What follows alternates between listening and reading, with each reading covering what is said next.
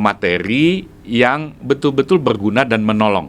Pelatihan laundry pemula dengan harga murah diselenggarakan di hotel supaya obrolannya bisa lebih berkualitas gitu.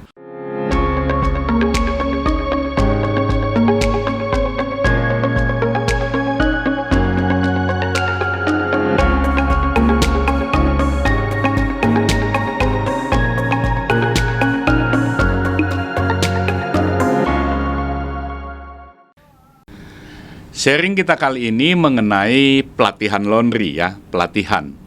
Nah, pelatihan laundry ini kalau kita letakkan di dalam bisnis laundry masuk dalam satu subbagian yang kita sebut saja sebagai manajemen karyawan laundry.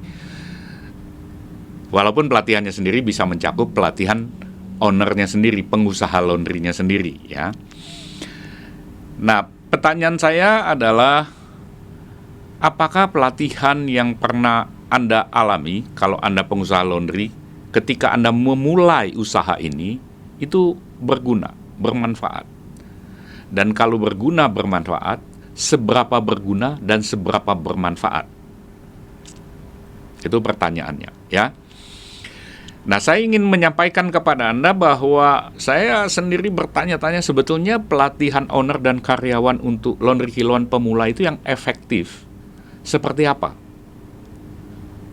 Nah, saya harap nanti di bagian akhir dari sharing kali ini Anda bisa memikirkan tentang materi apa yang perlu dipelajari supaya kalau orang memulai, kalau Anda memulai atau Anda mendampingi orang memulai, Anda penjual paket laundry yang mengajak orang memulai, Anda mulai bisa membuat semacam kisi-kisi silabus atau outline atau apapun lah namanya ya, materi yang betul-betul berguna dan menolong dari para pengusaha laundry pemula ini. Saya ingin sampaikan beberapa fakta lebih dulu.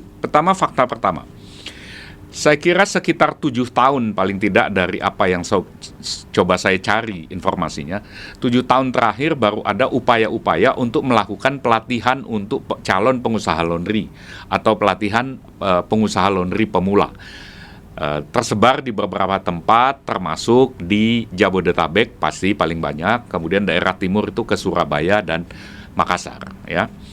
Jadi itu sudah ada usaha-usaha membuat pelatihan atau membangun lembaga pelatihan dalam berbagai bentuk lah ya. Dan sudah ada orang yang mulai menyebut dirinya sebagai trainer laundry dan sebagainya.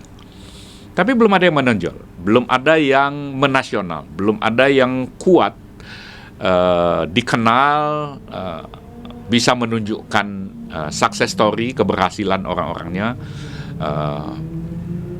Sependek pengetahuan saya belum ada. Tolong koreksi saya kalau Anda punya informasi mengenai itu, Anda bisa kasih komen, memberikan koreksi di bawah ya. Kemudian itu fakta pertama. Kemudian fakta yang kedua adalah mayoritas atau 80% pengusaha laundry pemula itu saya temukan tidak menganggarkan dana buat belajar mempersiapkan diri. Ya. Jadi mereka menganggap hal itu mestinya diperoleh dengan tanda kutip cuma-cuma, gratis, begitu saja. Atau kalau ada yang ingin belajar, mereka menyediakan dana yang sangat kecil lah sebetulnya ya, untuk bisa digunakan untuk mengakses pengetahuan, pengalaman, wawasan yang berkaitan secara spesifik dengan industri ini. Mengapa mereka tidak menganggarkan atau mengapa anggarannya sangat kecil? Karena sebagian juga harus kita akui itu modalnya minim. Apa boleh buat? Jadi untuk membeli paket laundry pemulanya sendiri mereka sudah penuh perjuangan dan doa. Jadi mereka tidak punya lagi spare dana tersisa untuk ikut pelatihan belajar dengan sungguh-sungguh gitu ya. Di samping lembaganya sendiri mereka nggak kenal gitu ya. Fakta yang ketiga adalah pengusaha laundry yang sukses, saya katakan saja mungkin populasinya 3%.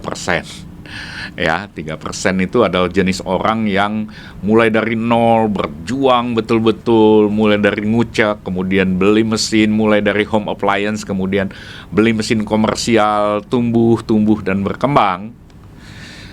Itu hampir semuanya otodidak.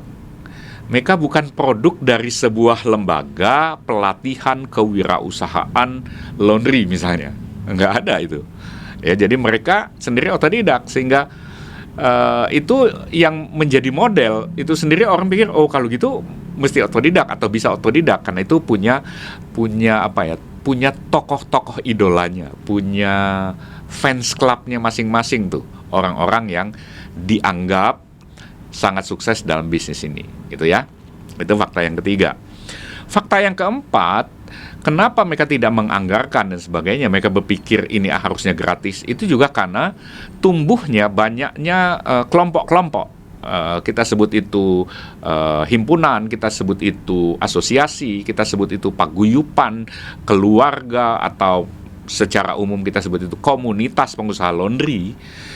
Itu membuat mereka belajarnya dengan cara saling sharing di situ, dan situ tidak ada yang berotoritas. Biasanya itu semua persepsi saja. Kalau dia dianggap ahli, dia omong apa saja ditelan misalnya. Padahal kalau dipertanyakan sebenarnya banyak hal dalam komunitas. Anda tahu ya, percakapan kelompok-kelompok dalam komunitas seringkali bukanlah percakapan-percakapan yang berkualitas tinggi, karena memang komunitas itu kan variasinya kecenderungannya tinggi, dan segala sesuatu yang variasi orang-orangnya, jenisnya apa segala macam, mindset, pikiran, sikap kerjanya, semua variasinya tinggi, mutunya rendah. Itu natural sekali gitu ya. Kecuali kalau mereka itu sudah terorganisir dengan sangat lebih spesifik. Misalnya kalau di luar negeri itu ada asosiasi khusus untuk pengusaha yang laundry coin misalnya ya. Ini mewakili sebuah teknologi ya. Jadi memang mereka itu sudah ada standar-standar tertentu sehingga orang masuk ke komunitas itu terseleksi supaya obrolannya bisa lebih berkualitas gitu. Jadi kalau bisa belajar gratis dalam komunitas, pelatihan-pelatihan atau berbayar murah lah. Berbayar murah tuh maksud saya ya 500.000 ke bawah gitu ya. Jadi mereka pikir ya udahlah itu aja cukup. Jadi ada pelatihan kadang ngumpul satu kali, pelatihan apa? Pelatihan cuci sepatu dan tas misalnya dalam satu pertemuan. Siapa yang mau daftar, bayar gitu, di komunitas, di kelompok, di asosiasi gitu kan. Kemudian bagaimana mengatasi noda, mengenali noda, kemudian mengetahui chemical yang digunakan untuk mengatasi noda-noda itu misalnya. Itu mungkin sekian bulan lagi pernah ada di situ kalau diusulkan misalnya gitu ya. Atau mengenal wet cleaning misalnya. Di masa-masa pandemi kadang itu dilakukan dengan Zoom gitu ya. Tapi tidak dengan tidak dengan satu standar-standar kualitas yang ketat, karena memang ya suasananya komunitas gitu ya, dan penyelenggaranya memiliki kepentingan tertentu sehingga bersedia untuk tidak dibayar secara menurut aturan-aturan pelatihan yang profesional gitu. Nah, kemudian fakta yang kelima adalah sekitar 3 tahun terakhir dalam pengamatan saya mulai ada pelatihan yang bentuknya intensif beberapa hari yang diberikan oleh para penjual paket laundry kepada owner dan karyawan laundry pemula gitu ya. Jadi misalnya ditemenin, latihannya nanti 1 hari atau 2 hari atau 3 hari, dan kemudian itu di-charge, dimasukkan di dalam biaya paket secara keseluruhan gitu ya. Nah, saya juga pernah menangani klien seperti itu ya, yang permintaannya seperti itu. Tapi lewat proses itu kemudian saya selalu mengevaluasi, selalu mencoba belajar gitu ya. Ada juga teman-teman yang membuat pelatihan laundry pemula dengan harga murah, diselenggarakan di hotel, ada yang diselenggarakan di outlet, ada yang kombinasi di antara itu, sesudah di hotel kemudian dibawa ke outlet, dan kemudian itu menjadi satu komunitas di mana mereka sebetulnya menawarkan paket kemitraan, paket laundry pemula dan sebagainya ya. Jadi dimulai dengan memberikan semacam, sebetulnya bukan pelatihan, karena pelatihan itu sebetulnya harus sampai pada kompetensi ya, sampai bisa doing, melakukan sesuatu, repeating, mengulangnya, sehingga memiliki satu keterampilan tertentu. Itu lebih banyak bersifat knowing saja gitu ya. Anda tahu kan dalam proses belajar itu yang paling atas, paling permukaan itu cuma tahu doang ya. Tapi orang yang tahu, kalau dia melakukan praktek berkesinambungan, praktek yang terpimpin, di coach dengan baik, dilatih dengan baik, dia akan turun ke level yang lebih dalam yang namanya itu understanding. Jadi dari sekedar knowing dia menjadi understanding gitu ya. Nah, tapi kalau dia terus belajar, dia senang memperdalam apa yang dia pelajari, maka dia masuk lagi ke level expertise. Jadi dia menjadi ahli. Nah, kebanyakan itu orang mainnya di level paling atas, permukaan gitu ya. Ya tahulah gitu ya. Itu memang ciri milenial juga saya kira ya, salah satunya punya potongan-potongan pengetahuan kecil tapi banyak di mana-mana, tapi tidak punya understanding, belum sampai. Kalau dalam bahasa orang manajemen itu, orang-orang kolonial itu memiliki kekuatan pada taunya, tetapi tidak paham sama sekali manajemennya ya. Karena manajemen itu mensyaratkan minimal ada understanding, minimal ada pengertiannya. Oke, kita tidak bicara itu. Tapi yang ingin saya katakan adalah bahwa durasi pendek, pelatihan durasi pendek itu berapa efektif sih kalau dari pengalaman Anda? Berapa berguna sih itu? Kalau dievaluasi, dilihat gitu kebergunaannya. Mungkin Anda punya angkanya, dalam skala 1 sampai 10 akan berapa seperti itu. Itu fakta kelima. Fakta keenam, beberapa pengusaha laundry kiloan berpengalaman belakangan ini mencoba menawarkan paket manajemen dengan nama mereka, brand mereka ya, manajemen manage by apa gitu ya. Tetapi yang dimaksud manajemen di sana tidak lebih tidak kurang hanya dua hal saja. Yang pertama itu modelnya adalah mereka kemudian mencoba melatihkan itu, memindahkan pengalaman mereka kepada klien mereka. Dengan begitu itu balik lagi menjadi satu bagian dari paket laundry-nya ya. Dan itu pelatihannya bisa cukup panjang. Artinya itu bergantung pada komponen biaya yang dihitung kan. Jadi bisa saja itu hitungan harian misalnya 1 sampai 7 hari oke. Atau mungkin mingguan 2, 3, 4 minggu itu umumnya. Tapi saya belum melihat atau belum dapat info yang melakukannya itu sekian bulan gitu, belum ada ya. Jadi paling banyak ya sebulan lah gitu ya. Nah itu model pertama. Kemudian model yang disebut sistem manajemen dengan brand tertentu itu, yang kedua adalah mereka kemudian mencari investor untuk kemitraan sehingga mereka betul-betul sebagai operator pengelolanya.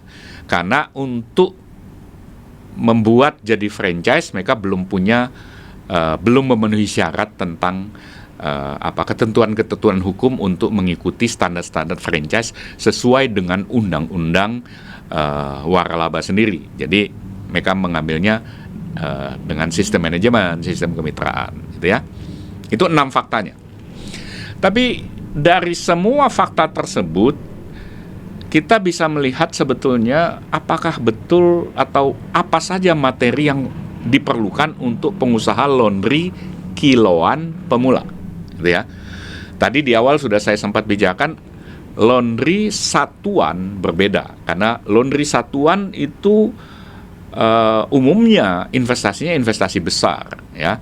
Dan kalau mereka yang mereka buka itu counter bukan workshop, beda dengan kiloan. Kiloan itu cukup banyak yang buka itu langsung workshop,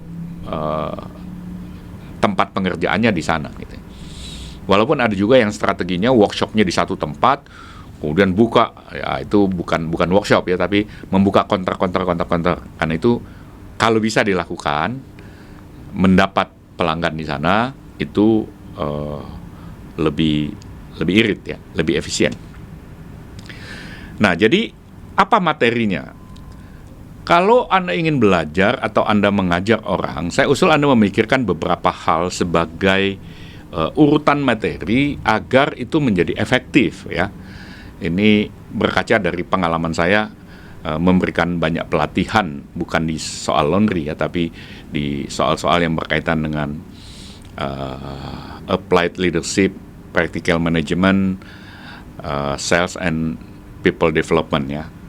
25 tahun di bidang itu, saya mencoba menyusunnya dalam konteks mikro ini, usaha mikro kecil laundry ini, maka saya usul Anda memikirkan beberapa hal. Yang pertama adalah pengenalan tentang alat perlengkapan. Jadi apa saja yang digunakan di sana itu mesti diketahui kan. Jadi kalau mau belajar secara sistematik, maka semua itu item-itemnya itu lebih dari 30-40 bergantung pada kerumitan servis yang mau diberikan kepada konsumen ya. Makin sederhana, misalnya makin sederhana itu kalau seandainya cuma hanya berkaitan dengan mengandalkan mesin saja yang self service dan sebagainya, itu makin sedikit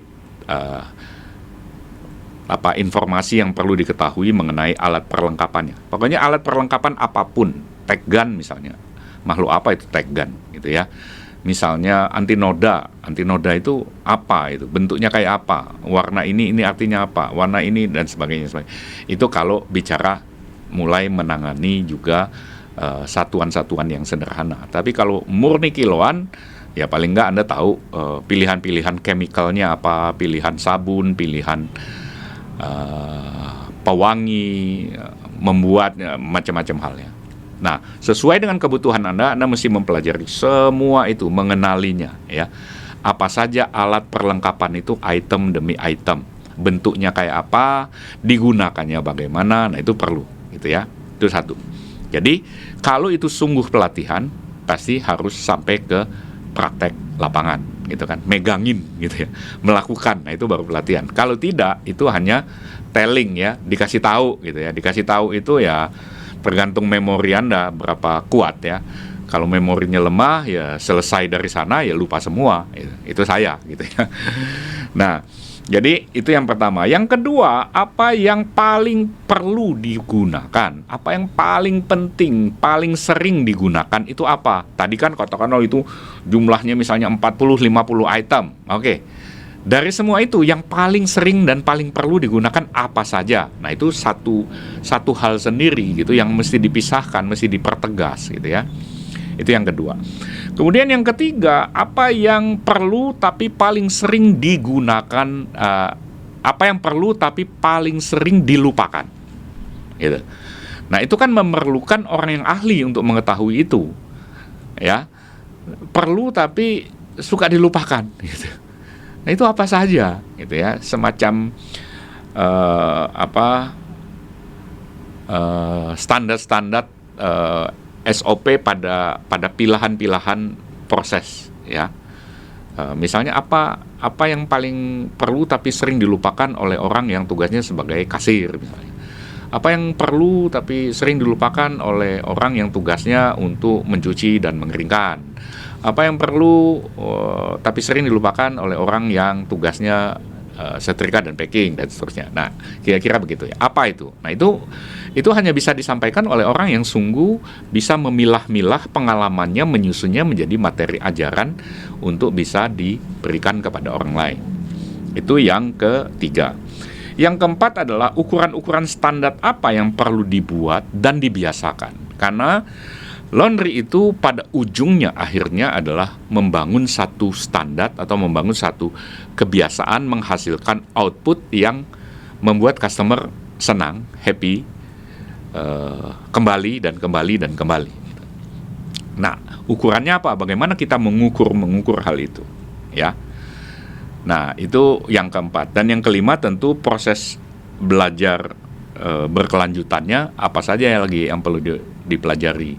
Untuk semua materi ini, untuk 5 materi itu, kita bisa membuatnya dalam bentuk misalnya frequent asked questions misalnya, fact gitu ya. Nah, itu juga sering digunakan kan kalau orang mengakses satu website tertentu itu ada biasanya apa gitu. Nah, itu bisa dimulai dari situ ya. Jadi dengan menyusun begitu pertanyaannya, yang pertama menyusun kontennya, yang kedua mendelivery, mengajarkannya, melatihkannya. Nah, kalau sekedar mengajarkan Anda bisa lakukan 1 hari atau mungkin 2 hari gitu ya. Tapi kalau Anda melatihkan itu hampir tidak mungkin. Karena melatihkan itu saya bilang tadi, dia harus memutar sampai membangun sebuah micro habit, kebiasaan kecil untuk bisa melakukan sesuai dengan standar tertentu. Nah, mungkin yang lebih masuk akal, Anda harus belajar atau mendampingi orang-orang, kalau saya bilang itu dalam hitungan berapa minggu, untuk bisa hal itu berjalan dengan lebih baik. Nah, gimana? Apakah Anda punya pendapat lain berkaitan dengan hal ini? Anda bisa tulis komen di bawah. Dan kalau kita saling menajamkan begitu, kita bisa saling belajar sehingga kita bisa sukses bersama-sama.